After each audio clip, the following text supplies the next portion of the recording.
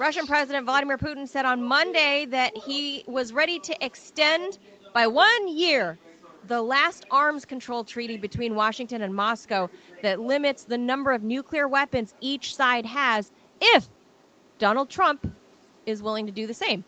The new Strategic Arms Reduction Treaty, or New START Treaty, which caps the number of strategic nuclear warheads that the United States and Russia can deploy, and the deployment of land and submarine based missiles and bombers to deliver them, is due to run out on February 5th, 2026. With just over 4 months to go before it expires, differences over the war in Ukraine mean Russia and the United States have not started talks on renewing or overhauling that treaty, though Trump has spoken of his desire to do a new nuclear arms control deal, albeit add China into that mix. Putin told a meeting of Russia's Security Council that he was ready to roll over New START by 1 year in the interest of global nonproliferation and to help spur dialogue with Washington about the treaty's successor, if and only if Donald Trump is willing to do the same.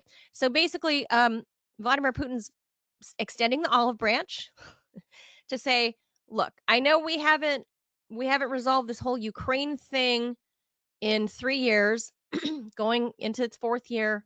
But that was, between the Biden administration and NATO and us. But hey, Donald, me and you, we just had our little bro hangout in Alaska. Here's this. Let's do something, and have cooler heads prevail. Let's not do some nuclear proliferation. Let's extend this thing. We'll sort out Ukraine, and then we'll do like a new START treaty if you want, and include China. Let's just do an extension. And I think that's, Ted, I personally think that it's a good idea. You only have 4 months before the new START expires. 4 months. They have not discussed a lick. No, none of the diplomats have had any meetings about New START, about nuclear proliferation. Yet we were at the cusp of potentially having a hot nuclear war a year and a half ago.